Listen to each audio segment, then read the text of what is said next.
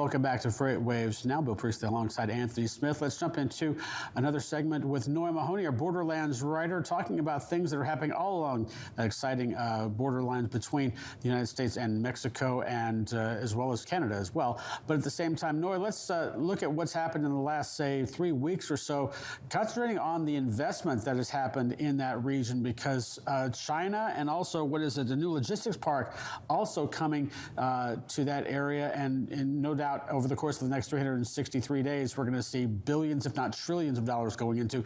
What can you tell us about China's new investment going into Mexico?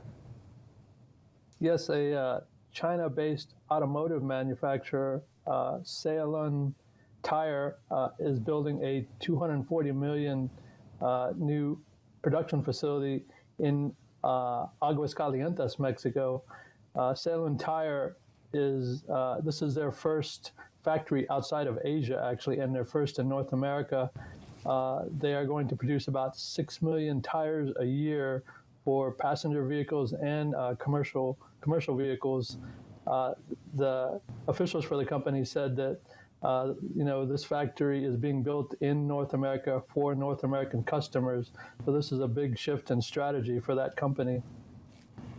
And speaking of shifts or almost strategies, we have a story coming from Lean Solutions, a name that I don't really hear about happening in Mexico, but seems like they see opportunity there.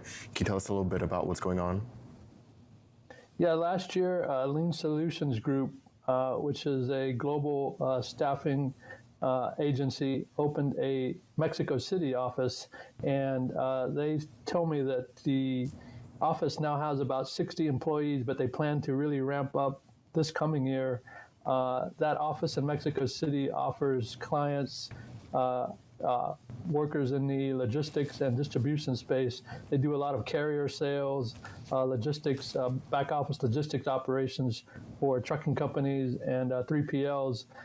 They tell me that they see nothing but demand growing for services out of Mexico, especially because of nearshoring. And one of the reasons they opened that office in Mexico was the availability of workforce. They said workers between the age, I think it was 29 and 40 something, there's about 49 million people in that age range, which is a real plus when you're looking for bringing workers into that office. What are your, just along those two lines, obviously we were going to talk about the facility going in that's going to be the logistics park going along at the Texas-Mexico border at the same time. But looking at the investment that's coming in right now, things really in the last year, 2 years or so seem to have really taken off, and it looks like there's really kind of no stopping it at this point. Is that what you're kind of hearing? It seems like that, yeah. We're headed in the right direction. We're seeing all these investments from Asian companies. Another one that I wrote about recently was Xinquan Automotive Trim, which is also building a facility in Mexico. I believe they're the one building the facility in Aguascalientes, and Ceylon Tire is building a facility in Guanajuato City, so I don't want to get those mixed up. But yes, we're seeing a lot of investments, a lot of companies such as Lean Solutions Group opening offices in Mexico, and in anticipation of this, nearshoring of manufacturing that is headed to Mexico.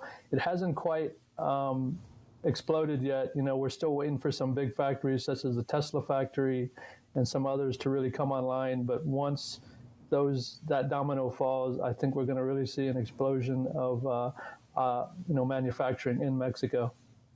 And while we're speaking about nearshoring and some instances reshoring as well, do you think what's going on in the Red Sea will maybe have some impact on people or companies looking to push forward or accelerate on the long term more nearshoring initiatives, just to make sure that their supply chain or their entire facility chain is really being closer to its final product or final consumers? Yeah, absolutely. Anytime there's a disruption to global supply chains, especially when you're looking at supply chains from Asia to the U.S.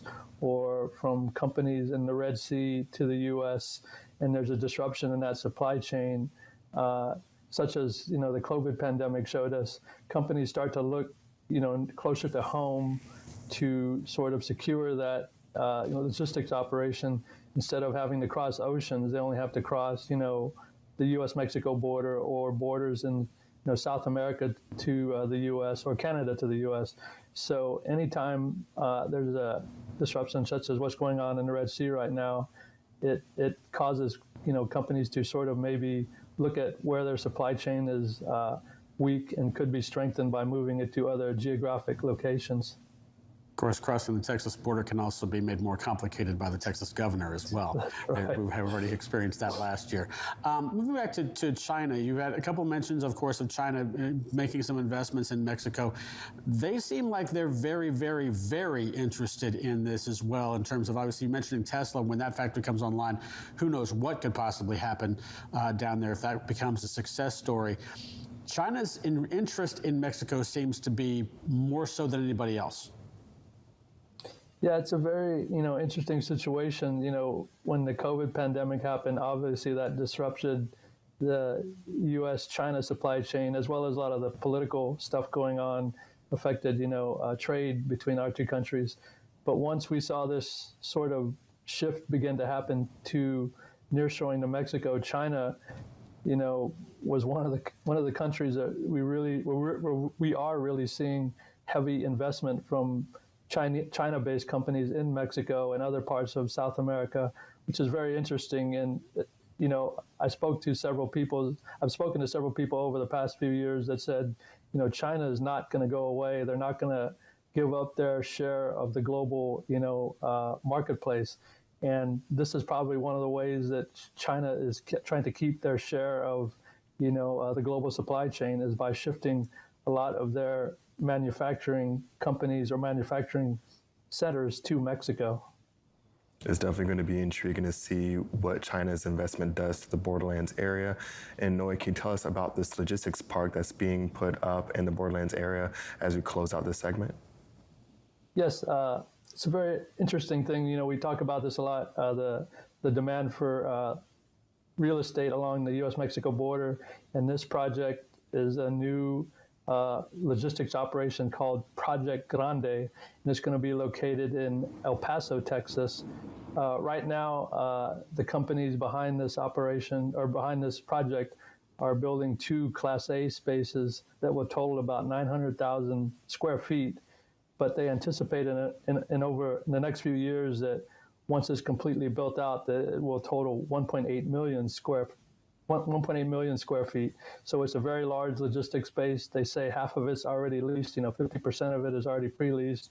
So it's just another sign that, demand for real estate along the U.S.-Mexico border is really booming.